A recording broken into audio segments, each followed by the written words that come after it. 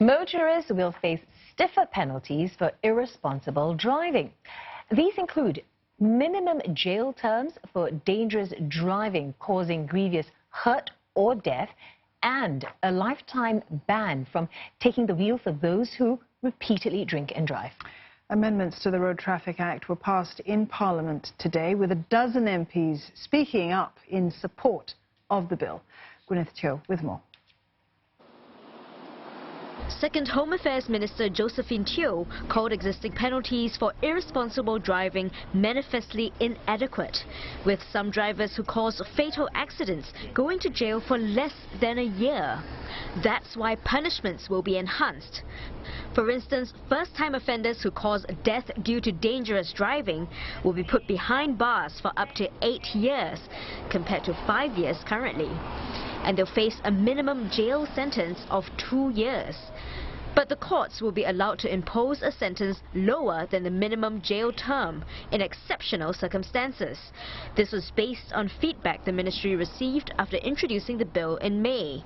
There may be rare but valid cases where extenuating exceptional circumstances prevail, and where imposing the minimum jail sentence may result in an unfair punishment. For example, the offender was rushing to send a passenger for emergency medical treatment in a life and death situation when the accident occurred. While members of the House largely agreed that harsher penalties would deter offenders, they also proposed further enhancements such as to infrastructure to improve road safety.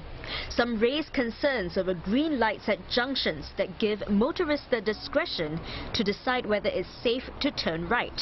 One of them was nominated MP Lim San San, who had an accident just last month. I was knocked down by a bus, a big lumbering double-decker to be exact.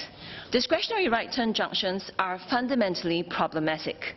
Drivers wait anxiously in the right-turn box and make a dash for it when they note the absence of oncoming traffic. I would like to urge the LTA to shorten the timeline for discontinuing these discretionary right-turn junctions from the projected 5 years. NMP Walter Tessera also mooted the idea of calibrating fines based on the offender's income to more effectively deter high earners while ensuring fairness. In response, Senior Parliamentary Secretary for Home Affairs Sun Xueling said the ministry will study the suggestion. She also revealed that in future, the traffic police will issue physical driving licenses only when requested.